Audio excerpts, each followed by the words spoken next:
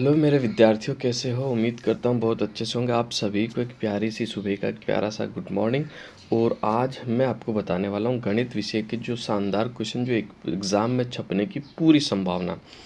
हूबहू नहीं छपेंगे तो इसी टाइप के क्वेश्चन आपके एग्ज़ाम्स में बनने वाले हैं। तो ये आपके सामने है, देखो सारे। और बड़ी अपनी क्लास में ऐसे बहुत सारे क्वेश्चन आने वाले हैं, तो बिल्कुल कमर कस ले, क्लास को शेयर कर दे पहले आप सभी लोग, और सभी लोग जुड़ जाएं। ठीक है, ये क्लास ऐसी है कि इसमें से आपको हूबहू कई सारे क्वेश्चन देखने को भी मिलेंगे, तो क्लास को शेयर ज़रूर करना। ये सारी मेहनत है जो आपके लिए है, और बहुत ही अच्छे क्वेश्चन इसमें बताए गए। ये सारे क्वेश्चन आप लोगों को हल करना है। ठीक है, वृत्त पर स्थित किसी बिंदु पर कितनी स्पर्श रेखाएं खींची जा सकती है? तो आप सभी को पता, अनंत स्पर्श रेखाएं खींची जा सकती। कितनी अनंत स्पर्श रेखाएं खींची जा सकती है? मूल बिंदु से बिंदु एक्स वाई की दूरी कितनी होगी? तो आप सभी को पता, मूल बिंदु से जो बिंदु की दूरी होगी वो √x² + y² होगी। ठीक है, और 2, 3 में एक्स अक्ष की दूरी कैसे ज्ञात करते हैं? देखो, जब एक्स अक्ष की दूरी पूछी जाती है तो आपको y का मान बताना, और y अक्ष की जब दूरी पूछी जाती है तो x का मान बताना। ठीक है, क्लियर है? तो इसका जो राइट आंसर हो जाएगा 3 हो जाएगा आपका। ठीक है, आगे आ जाओ।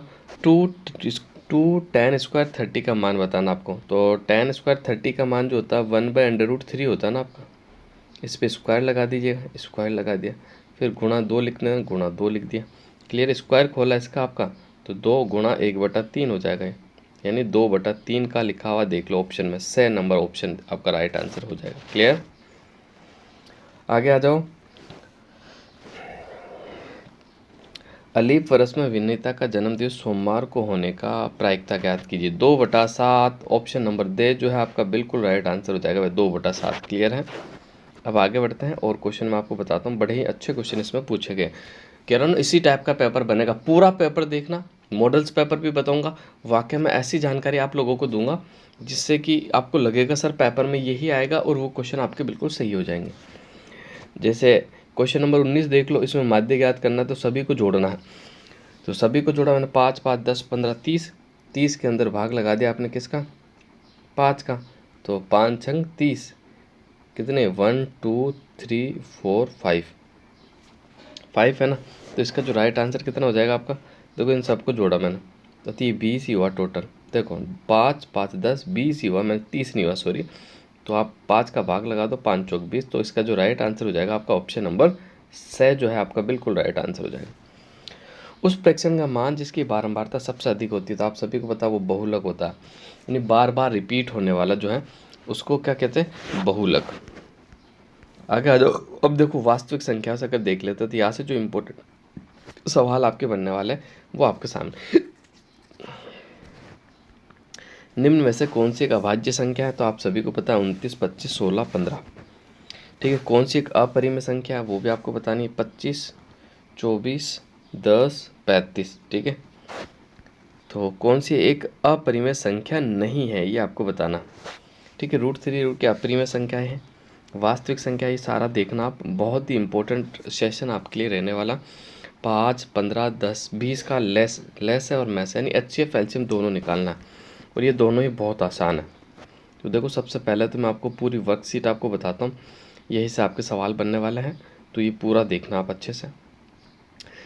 पहले ये जो आपकी प्रश्नावली है, पहले इसमें से आपको एलसीएम HCF निकालना आना चाहिए। दूसरा, परिमेय अपरिमेय के बारे में आपको पता होना चाहिए, बस इतना काफ़ी है। परिमेय अपरिमेय के बारे में आप जानते हो तो फिर अच्छे से ये प्रश्नावली आप कर लोगे, इसमें आपको कोई भी दिक्कत नहीं होगा। फिर दूसरी, बहुपद, इसमें शून्यक निकालना आपको आना चाहिए। ठीक है, शून्यक निकालना अगर आपको आता है तो फिर आप आसानी से कर लोगे। जैसे ये हो गया आपका x² 3 के शून्यक क्या हो गया, तो x², x का होल स्क्वायर कर दो, और 3 है तो उसका अंडर रूट में करना पड़ेगा आपका, 3 का होल स्क्वायर, वापस 3 तभी तो लाओगे। तो इसको खोलोगे तो एक बार प्लस में √3, एक बार माइनस में √3। तो ऑप्शन नंबर बे जो है आपका बिल्कुल राइट आंसर हो जाएगा। क्लियर है? आगे आ जाओ। द्विघात बहुपद का एक उदाहरण देना जिसके शून्यक 5 और 8 हो, बहुपद समीकरण।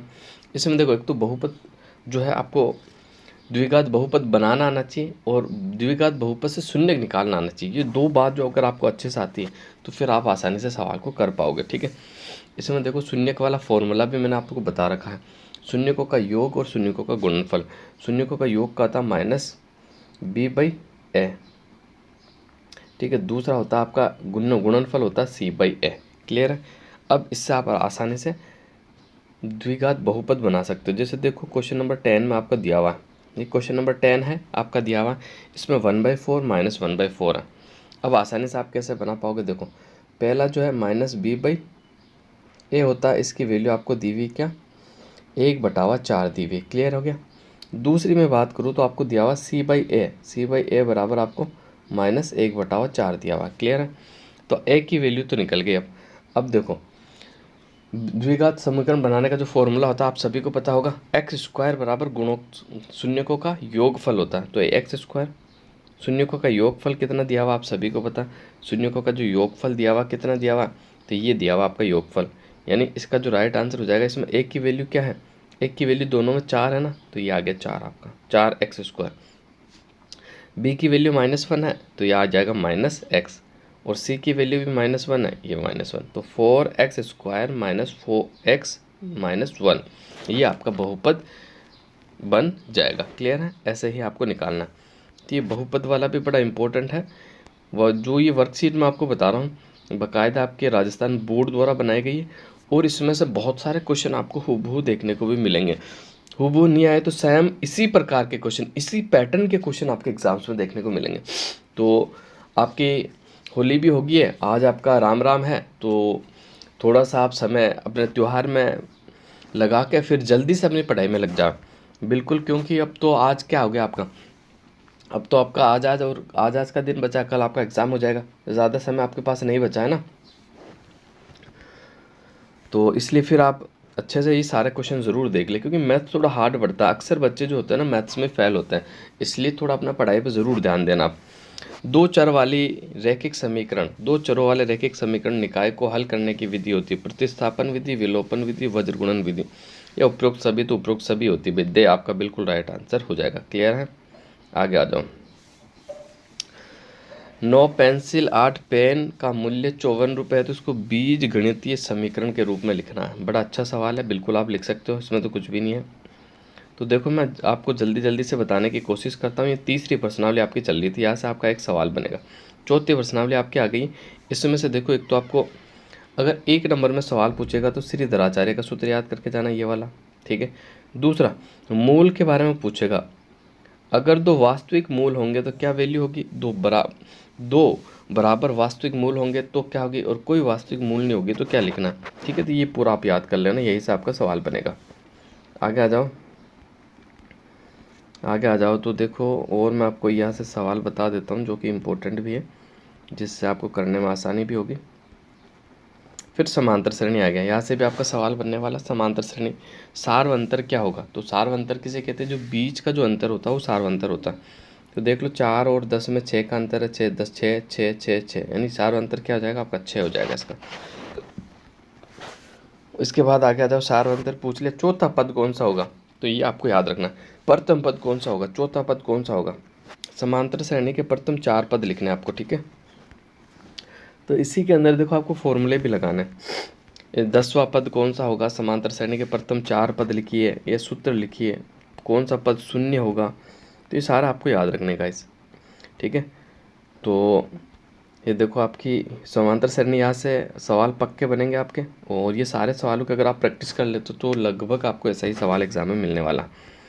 तो आप सभी साथियों से रिक्वेस्ट है कि क्लास को ज़रूर शेयर करें और चैनल को सब्सक्राइब करें। बहुत बेहतरीन कंटेंट मैं आपको उपलब्ध कराऊंगा, कहीं भी आपको जाने की ज़रूरत नहीं है। आगे आ जाओ, आगे आ जाओ। देखो ये सारे सवाल आपके लिए बड़े इंपॉर्टेंट हैं, बिल्कुल आपको याद रखना है। ये सारी प्रश्नावलियाँ जो कि आपके सामने आ रही है, ये सारे सवाल आपको देखना है अच्छे से। बहुत ही अच्छा मैटर इसमें दिया गया है वैसे देखे तो अपन, है ना।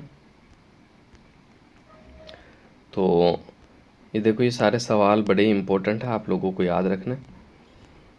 बिल्कुल ऐसे ही सवाल आपके एग्जाम्स में बनने वाले हैं। त्रिभुज। ठीक है। आगे आ जाओ। तो इसके अंदर देखो ये सारे वर्कशीट है, यानी हर चैप्टर की वर्कशीट निकाली गई। हर चैप्टर से जो इंपॉर्टेंट सवाल एग्जाम में बन सकते हैं, जिनका पैटर्न एग्जाम में बन सकता है, वो सवाल निकाले गए। इसलिए मैं कह रहा हूँ कि इसके अगर आप प्रैक्टिस कर ले, तो आपका अगर सिलेबस पूरा है ना, इसके अगर प्रैक्टिस कर लेते हो तो मैं कह सकता हूँ 100 में से 100 आप ले सकते हो। अगर सिलेबस कंप्लीट नहीं है तो जितनी प्रश्नावली आप लोगों ने कर रखी है उन सभी का रिविज़न करें। ठीक है। और ख़ासकर जैसे जिन बच्चों ने कुछ भी नहीं पढ़ रखा है तो उनके लिए तो मैं बताना चाहूँगा कि आप एक तो आपकी जो सांख्यिकी है वो कर ले, एक पहली कर ले, एक दूसरी कर ले, और एक आप समांतर सारणी कर ले। बाकी को आप छोड़ दे तो अच्छे से आप आराम से पास हो जाओगे। इन प्रश्नावली को तो करना ही होगा। मैथ्स में पास होने का वैसे कोई ट्रिक नहीं होती, क्योंकि अगर आपको कोई भी सवाल नहीं आता तो फिर आप क्या लिखोगे, गाने लिख के आओगे, वहाँ तो फेल कर देगा।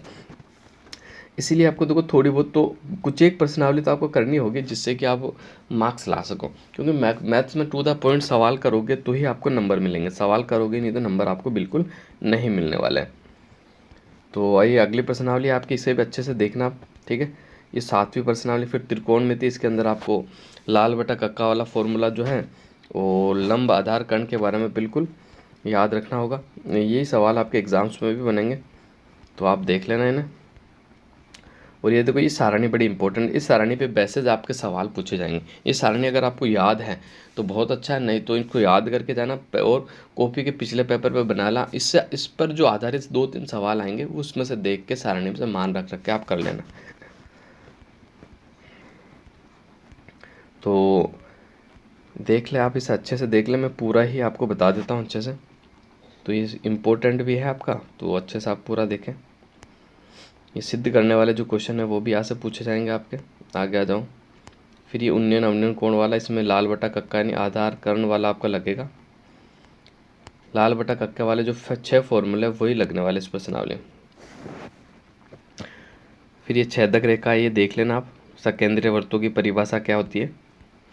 फिर वृत्त वाला आ गया, आपकी लंबाई ज्ञात करनी है आपको, ठीक है। कौन सी लंबाई ज्ञात करनी है, पीए की लंबाई ज्ञात करनी है। पीए की लंबाई ज्ञात करनी है तो देखो ना, ये तो आपका कर्ण हो गया, ये आपका क्या हो गया, आधार हो गया, और ये आपका लंब हो गया।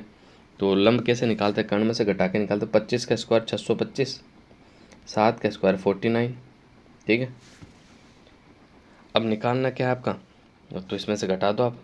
जब मैंने इसमें से घटाया तो क्या हो गया आपका, देखना ये 15 में से 9 गया तो 6, और फिर 1 बच गया, या 1 उधार ले लिया तो 11 में से 4 गया तो 7, और क्या बच गया 576। 576 जो इसका वर्गमूल निकालेंगे तो 24 का, तो बे आंसर हो जाएगा आपका, ठीक है।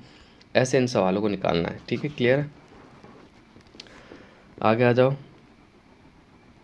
आगे आ जाओ। बहुत सारे इंपॉर्टेंट सवाल जो है मैं आप लोगों को बता देता हूँ। ये सारे सवाल जो चल रहे हैं इंपॉर्टेंट है आपके वृत्तों से संबंधित। यहाँ से आपको फॉर्मूले भी याद करके जाने। दूसरा जो 2πr वृत्त का क्षेत्रफल है, जो त्रिज्यखंड का क्षेत्रफल है, वृत्तखंड का जो क्षेत्रफल है, वो सारे याद कर लेना। यही से आपके सवाल देखने को भी आपको मिलेंगे, क्लियर है। आगे आ जाओ। पृष्ठीय क्षेत्रफल और आयतन, पृष्ठीय क्षेत्रफल और आयतन, पृष्ठीय क्षेत्रफल और आयतन याद कर लेना, यहाँ से सवाल बनेंगे, ठीक है। देखो या तो सारे फॉर्मूला आप लोगों को दिए हुए हैं भाई, आयतन ज्ञात करने का सूत्र और क्षेत्रफल ज्ञात करने का सूत्र, ठीक है। घन, शंकु, बेलन, ठीक है, अर्धगोला। फिर ये आपकी सांख्यिकी आ गई है, जिसके बारे में मैं आपको पहले भी बता चुका हूँ, और वापस से एक बार अपन देख लेते हैं। देखो ये सारे जो मैं बता रहा हूँ मोस्ट इम्पोर्टेंट है। आप अगर अच्छे से इसको देख लेते हो, ठीक है, तो बिल्कुल आप अगर कुछ भी नहीं पढ़ा तो पासिंग मार्क्स ला सकते हो। और टॉप करने वाले बंदे हैं तो उनको तो बिल्कुल मार्क्स कटने का जो उनका जो चांसेस रहेगा बिल्कुल कम रहेगा, क्योंकि मैथ्स में नंबर नहीं कटते हैं। मैथ्स एक स्कोरिंग सब्जेक्ट है आपका, पूरे में से पूरे नंबर लाए जा सकते हैं। तो ये सांख्यिकी है। इसके बाद से देखो मॉडल पेपर स्टार्ट हो रहे हैं, लगभग 5 मॉडल पेपर मैं आपको बताने वाला हूँ, ठीक है। और ये आपकी प्रायिकता स्टार्ट हो गई। प्रायिकता भी बहुत आसान है, अच्छे से देखना चाहो तो एक बार इसे पढ़ लेना आप, ठीक है। ये जो सारणी है भी इसे देख सकते हो आप अच्छे से, ठीक है। आगे बढ़ो, प्रायिकता आ गया आपका, ये प्रायिकता है आपकी। प्रायिकता के बाद ये प्रायिकता के आपके क्वेश्चन है, वर्कशीट है। फिर यहाँ से आपके मॉडल पेपर स्टार्ट हो जाएंगे। देखो ये पहला मॉडल पेपर है, ठीक है। इस प्रकार का पेपर आपका बनेगा। ये सारे मॉडल पेपर, 5 मॉडल पेपर मैं आपको बताता हूँ, देखते जाओ आप। इनमें से आप हल करके देखना कि आप लोगों को कितने सवाल आ रहे हैं, ठीक है। ये मॉडल पेपर है आपका। माध्यक निकालना, निश्चित घटना, ये तो आपका मॉडल पेपर हो गया, क्लियर है। तो इसमें देखो मैं आपको बता देता हूँ अच्छे से वापस। ये आपका दूसरा मॉडल पेपर स्टार्ट हो गया। फिर देखो तीसरा भी आएगा, एक स्पष्ट परख के नाम से आएगा, तीसरा मॉडल पेपर, और 2 बोर्ड के दिए हुए मॉडल पेपर है। ये भी मॉडल पेपर आपका मॉडल पेपर 1 नंबर हो गया। आगे आ जाओ। ऐसे सवाल देखो आपके एग्ज़ाम्स में बनेंगे, तो ये पूरी आपको मैं बता देता हूँ अच्छे से। ये सवालों की प्रैक्टिस ज़रूर करना आप, है ना। इसमें देखो उत्तर भी दिए हुए, खाली स्थान तक एबीसीडी तक तो उत्तर दिए हुए, बाकी आपको हल करना। फिर ये बोर्ड वाला मॉडल पेपर आ गया आपका, ठीक है। इस प्रकार का जो नमूना पत्र आपका बनेगा, तो ये सारे सवाल हल कर लें, क्योंकि ये मैथ्स है, मैथ्स थोड़ा सा टफ सब्जेक्ट होता है। उत्तरमाला आपके सामने है, ठीक है। तो ये पूरा कंप्लीट मैंने आपको सारे मॉडल पेपर भी बता दिए है। तो आज की क्लास को यही विराम देते, मिलते हैं अगली क्लास में। तो आप सभी विद्यार्थियों को बेस्ट ऑफ लक, आपका मैथ्स का पेपर बहुत अच्छे से हो, और जो हमसे हाल हेल्प होगी तो मैं आपको बिल्कुल उपलब्ध करवा दूंगा।